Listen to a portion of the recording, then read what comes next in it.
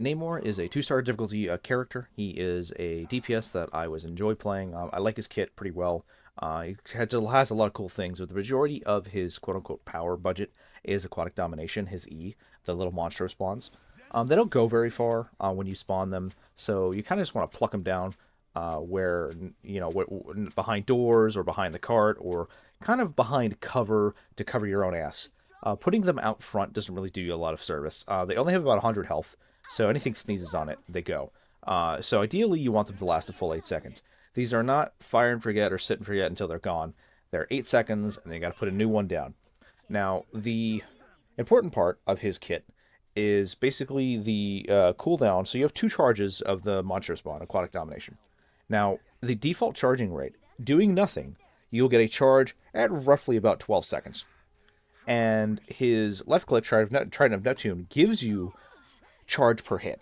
So if you didn't have a charge rate per second, it would take you 11 shots to get back a charge. So you have about 12 seconds of charge time plus these shots. If you're nailing all of your shots, rough math, you're going to get a turret about every 6 seconds. And the turrets and his left click are very interweaved with what they do, because your left click, Trident of Neptune, is going to give you charge for your turret, and if you critically hit someone and hit them in the head, the monsters spawn, enter a berserk state, and they get more attack speed and they get buffed. So going back to the little monster spawn, it shoots 2 rounds per second. It does 17 damage. Its fall off begins off at 20 meters and deals 30% at 40 meters. So its max range is 40 meters, but it starts dropping off after 20. Now, 30% of 17 is not much, but it's 2 rounds per second, so it's pretty quick. The enhancement, when you crit with your left click, lasts around 2 seconds, and his fire rate goes up to 5 rounds per second. His damage goes down to 11, which is kind of odd that it goes down, but the fire rate goes up. But the DPS is still more, and again, the fall off is the same. Now, this enhanced, berserk state can also be achieved with Wrath of the Seven Seas, which is his right click. If you hit someone with the right click, they will also go into that berserk state. So your accuracy with him is very, very important. So we're going to go back to the top here, and we're going to start talking about his trident. His left click is a projectile with an arc trajectory. Yeah, sure.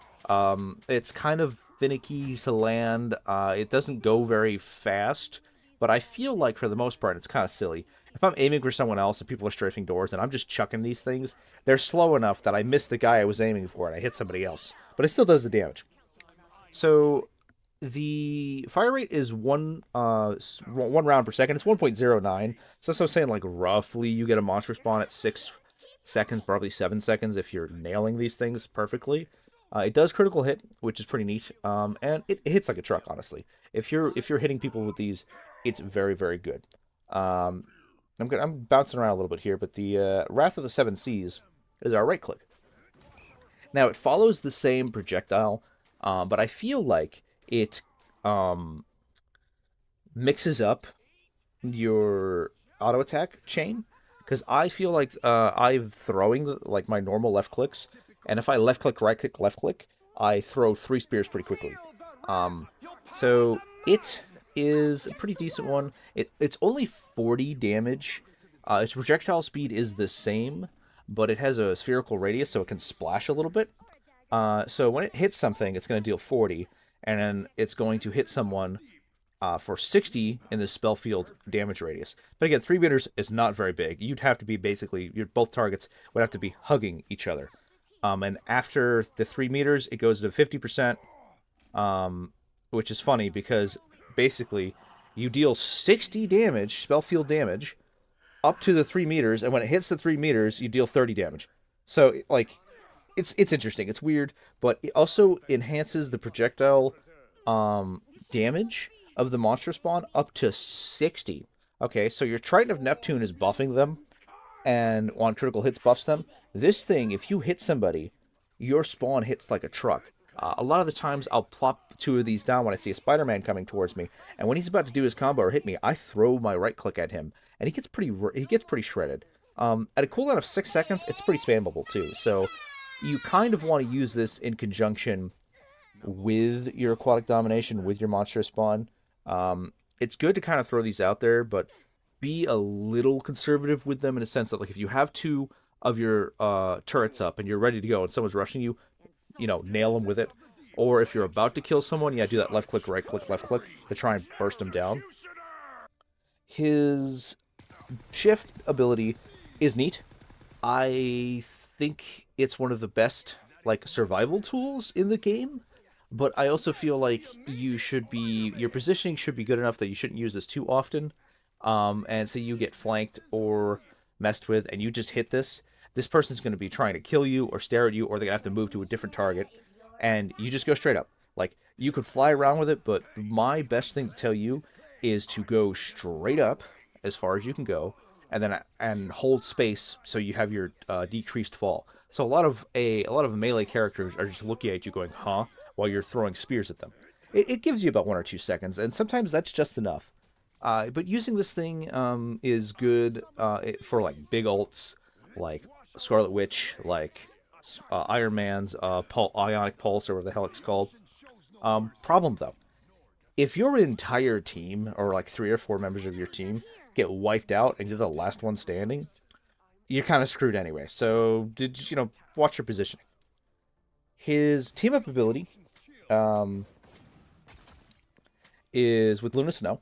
It infuses ice energy into Namor and Jeff the Landshark, who tap into it. So basically, when you hit C, you will buff your spawn. The frozen spawn actually have 200 health, which is crazy. They have 10%, or excuse me, a 10 seconds spawn time, which is really good. Their projectile speed stays the same. Their attack range stays the same. They inherit a slow rate. So when people are trying to come to you, they're 25% slower. It's a single 1 second cooldown slow, but you fire 2 times a second, so you're constantly applying it. And it's a 20-second cooldown for Namor. It's kind of like an oh shit button. You should be using it again with a conjunction with your right click, which is going to be your Wrath of the Seven Seas.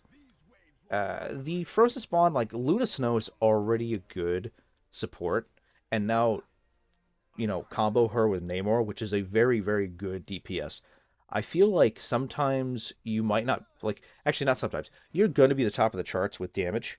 It takes you playing very poorly not to be at the top charts of damage for your team or even in the game. That little fire icon shows up all the time in my games, and I'm also getting like 20 takedowns and last hits.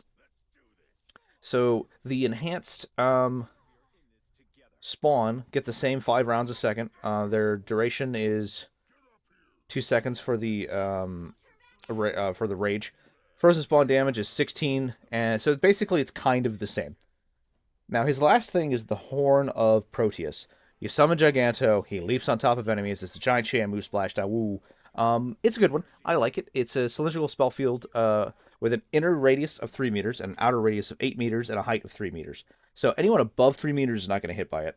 The center inner circle 3 meters does 500 damage, which is not an insignificant chunk. Some of the squishier targets, like other Namors included, only have 275 health. So 500 damage in the center circle is nuts. The outer circle, past that initial 3 meters, is 200 damage, and it mobilizes targets for 1.5 seconds. So you basically want to throw this at a group of people. You want to throw it on the cart. You want to throw it on the point. You want to try and hit as many people with you as you can. Try and center it on squishies to kind of one-shot them. And basically you have one shot with your normal left click within that 1.5 seconds to kill someone or finish someone off if they're not dead. So the energy cost is 3,100. The energy costs are a bit crazy. They're kind of usually around the same with a variance of like 100 or 200. So I feel like he gets a lot, though, because of the amount of damage he does with his left click, the amount of damage he's doing with Blessing of the Deep and, Aquatic Domination, and his little turrets. You're constantly getting this back, so it's a really good tool and setup. I really enjoy the character. I think he's really neat. Hopefully he gets some cool skins. The Wakanda for Everything is neat. I was just like to see some other comic book adaptations for his stuff, but I mean, he's a great character, and even if you kind of suck at the game, put your two turrets down somewhere enemy can't see it, and go nuts and keep throwing the spears. Stay back. You're kind of a sniper character, um, and some of the best things you can do with him is actually place your little spawn on doors. So you throw your little spears out that door, and someone comes to go, someone rushes towards you like Captain America. You pop that right click, and suddenly they have two monsters spawn shooting them in the back, and then they die. Spider-Man can't keep up with it. He's a very squishy character, and they have 40 meters, and they auto-lock, so it's just pew, pew, pew, pew, pew as he's flying in. I know I can't hit him, so it's actually really cool. But anyway, that's really all I have to say about Namor. He's deceptively simple, deceptively complex. It's like all of his power budget is in E, in my opinion. If you don't know how to use the E correctly, if you don't know, or a team is targeting him and knows where you're placing them, or kind of knows how to counter it, he feels bad. His left clicks does a lot of work, but it's truly, in my opinion, his turrets that make him great. Anyway, I will catch you guys on the next one, and I will see you in the Chronoverse.